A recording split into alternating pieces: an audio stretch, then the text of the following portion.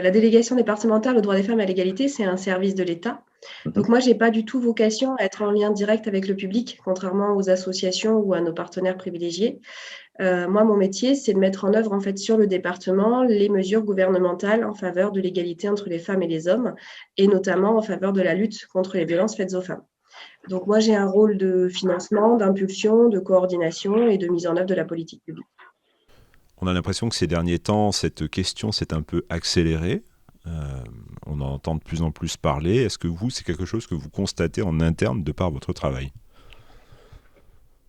Clairement, moi, ça fait plus d'une dizaine d'années que je fais ce métier sur différents départements. Et aujourd'hui, la lutte contre les violences faites aux femmes, elle fait consensus. En tout cas, le phénomène, le problème sociétal, il fait consensus, ce qui n'était pas du tout le cas il y a quelques années encore, où ça restait une problématique privée, un peu taboue. Ça restait des fois compliqué de pouvoir l'aborder. Aujourd'hui, avec les professionnels qui nous entourent, c'est une question évidente et c'est un sujet préoccupant évident pour tout le monde. Donc ça, c'est une avancée majeure, je dirais, en matière de politique publique et de prise en charge des victimes. Et depuis quelques années là, l'accélération a été d'autant plus flagrante et il y a eu une vraie prise de conscience médiatique, sociétale, collective, qui fait qu'aujourd'hui, on entend énormément parler de cette problématique. Et ça permet de libérer la parole pour les victimes, ça permet aussi de lever des actions et ça permet une mobilisation bien plus variée qu'elle pouvait l'être avant. Aujourd'hui, c'est plus l'apanage uniquement des associations militantes, féministes, historiques. C'est vraiment la création de nouvelles associations, c'est vraiment une prise en charge globale et collective. Et ça, c'est vraiment un atout majeur pour pouvoir lutter contre ce fléau.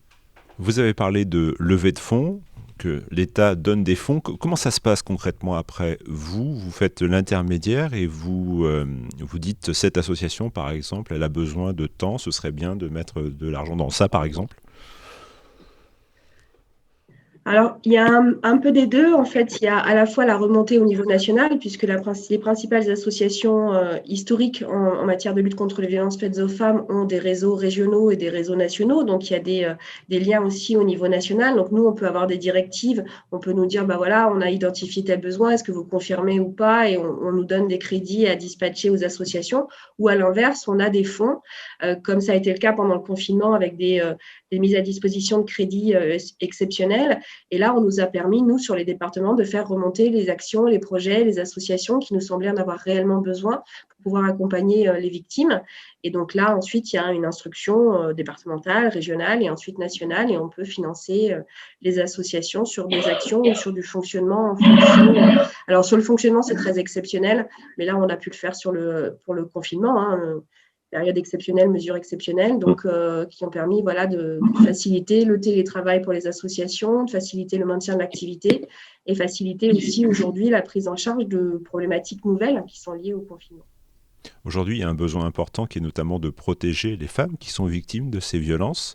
C'est quelque chose, c'est un poste, j'allais dire poste de consommation. Non, on n'est pas dans ce terme-là, mais vous voyez, un poste important, notamment des dépenses de l'État. Oui. Oui, nous, sur le budget délégation aux droits des femmes, la problématique de la lutte contre les violences faites aux femmes, et notamment la lutte contre les violences conjugales, mais pas uniquement, c'est un poste effectivement important. Et on finance des dispositifs spécifiques. On finance donc des lieux d'accueil, d'écoute, d'orientation et des lieux d'accueil de jour. Alors, ça s'appelle comme ça, c'est pas exactement ce qu'on peut entendre comme ce qu'on voit pour les personnes SDF notamment. En fait, c'est des lieux d'accueil inconditionnel sur la journée pour que les victimes puissent trouver une écoute, mais trouver aussi des services pour celles qui sont hébergées à l'hôtel, par exemple, qu'elles puissent faire un peu de cuisine, qu'elles puissent laver du linge, qu'elles puissent être entendues par des professionnels qui sont compétents, spécialement formés en matière d'accompagnement des femmes victimes de violences. Hum. Aujourd'hui, avec l'ouverture de la parole de ces femmes victimes de violences, vous sentez qu'il y a de nouveaux enjeux qui se sont créés, il y a de nouvelles problématiques qui se sont créées aussi de facto? La problématique, c'est d'être sûr qu'on peut répondre à la parole, à la libération de la parole. Donc pour moi, un des enjeux majeurs, c'est la formation. Parce qu'on a des professionnels aguerris, on a des professionnels formés, qui sont les associations spécialisées, qui sont les forces de l'ordre, l'autorité judiciaire. On a des professionnels dont c'est le métier depuis longtemps de traiter ces questions-là. Mais on a aussi beaucoup de professionnels dans les maisons de services publics, dans les travailleurs sociaux, qui n'ont pas forcément eu dans leur cœur de métier, enfin en tout cas dans leur formation initiale, des clés de compréhension et d'accompagnement pour ces victimes. Donc on sait que les médecins généralistes, par exemple, aussi sont un relais extrêmement important.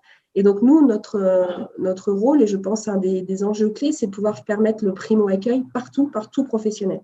C'est-à-dire que ce soit les pompiers ou la police qui interviennent en urgence, que vous en parliez à l'hôpital, que vous en parliez au médecin traitant, que vous en parliez à votre assistante sociale ou que vous en parliez à la secrétaire de mairie, il faudrait que toute personne soit en capacité de faire un primo-accueil. Évidemment, pas de l'accompagnement spécialisé, ça demande beaucoup plus de formation et puis ça demande du travail de professionnel, mais en tout cas, sur du primo-accueil, il faudrait vraiment qu'on arrive à élargir un maximum les personnes en capacité de se saisir de cette question-là pour que jamais une victime qui soit en capacité de parler ou qui a envie de parler se retrouve face à quelqu'un qui ne sait pas quoi faire de sa parole.